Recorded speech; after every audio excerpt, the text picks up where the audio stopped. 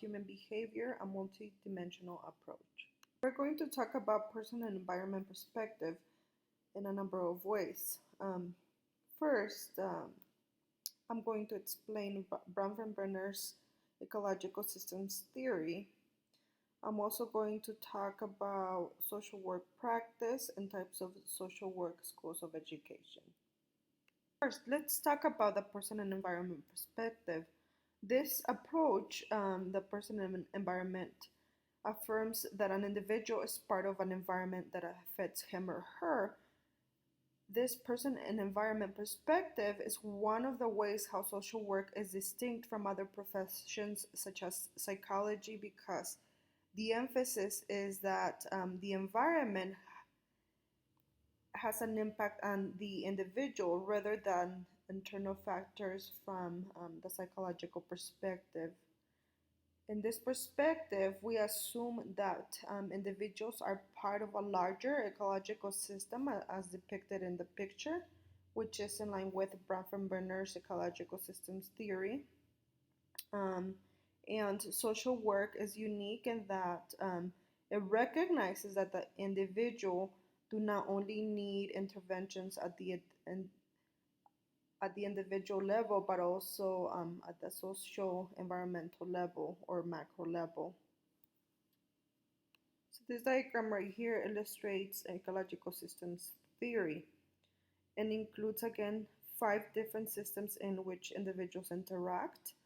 The micro system, in this example, the child or the individual is in the center, and the microsystem is the most immediate system and includes persons that have a direct contact with the individual, and the impact is mutual. So it includes, for example, the spouse, children, parents, peers, religious pastors, priests, anyone who has any direct contact with a child or individual. For example, child care providers.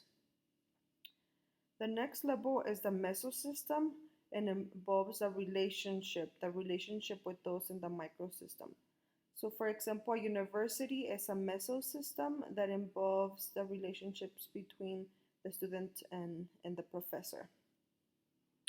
The next system is the exosystem and involves elements in which the individual does not interact with, but it still has an impact on the individual. So, for example, for you as a student, is the Board of Regents. You do not interact with them on a daily basis, but they still make decisions that have an impact on you as a student. And the macro system is the environment in which the individual lives. This includes attitudes, ideologies of the culture, government, or economic conditions. For example, right now during this time, so what is the attitude against, for example, immigrants? There's a very anti-immigrant sentiment or attitude, so this impacts immigrant families. The next level is the chronosystem. Those are the historical events or important transitions during your lifespan. So, for example, right now, a very important event that has happened during your lifetime is COVID. So, how is that going to impact your life now and throughout your life? Yeah, eventually, Chronos system event may not last forever, but it will have an impact on your life forever. So for me, just to provide a very quick example, as I mentioned in my introduction, I used to work with immigrant families in a community in Indiana.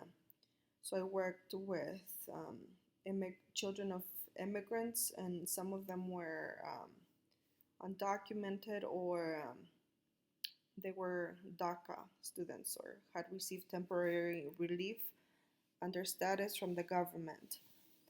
So I had to take into consideration how the different systems impacted their lives, including, from their immediate relationships and the relationship between those microsystems. So one that we paid really close attention to was the relationship between their parents and teachers or guidance counselors, um, or just the school personnel in general, because that was really important for us to know the relationship between the school personnel, teachers, and the parents, and how they were working together and helping the youth get into college or helping them with the college application process.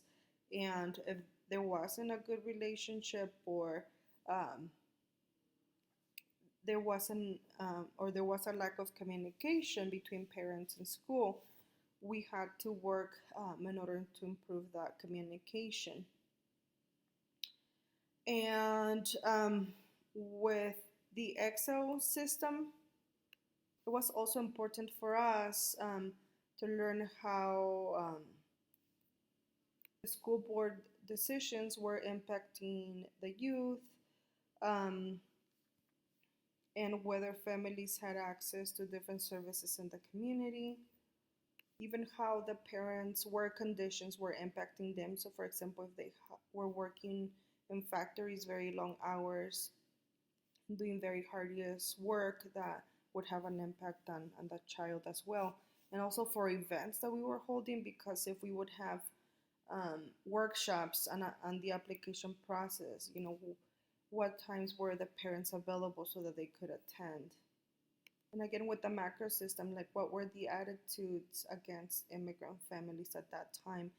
Um, Indiana had a very anti-immigrant attitudes or sentiments. So how was that impacting families, and how we could help them have the supports they needed?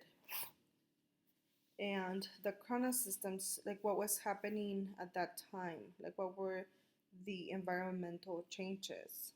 These included maybe changing laws at that time. So, for example, in Indiana, undocumented students were not able to receive in-state tuition, and they had a lot of limitations.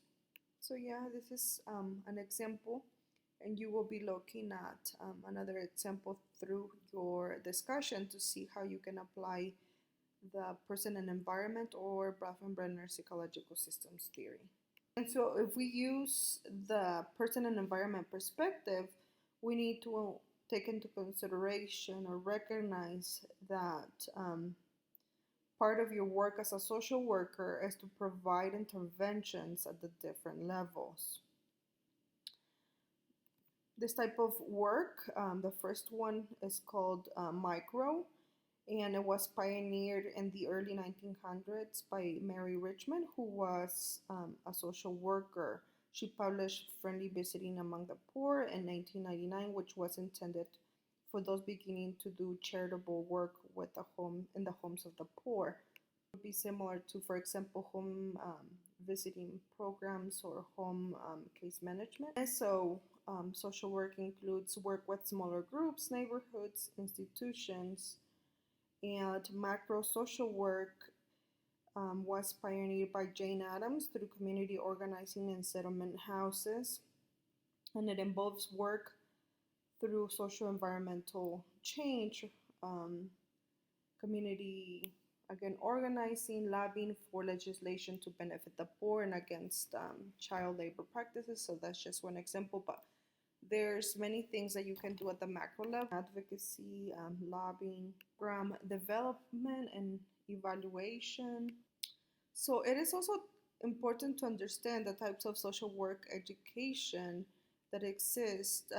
One of them is the advanced general practice, which has a focus on preparing students for work and interventions at all different levels, including micro, meso, and macro level.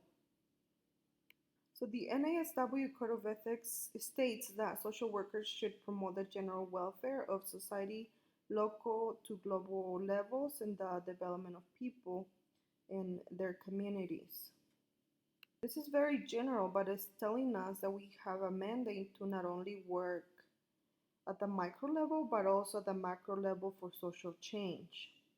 The Council on Social Work Education, which oversees the social work Education states that social work has a quest for social change and economic justice for the prevention of poverty, and we need to ensure that we seek the advancement of quality of life of all persons. And other programs have a focus specifically on preparing students for work and interventions on the individual, interpersonal, and family issues. So we do a little bit of each, preparing students to work in every one of the single areas. And it just doesn't mean that one is better than the other, but it is important to recognize that at New Mexico State University, we do prepare students to work and provide interventions in the different areas, including micro, meso, and macro levels. We do not specifically focus on preparing students to provide intervention just at the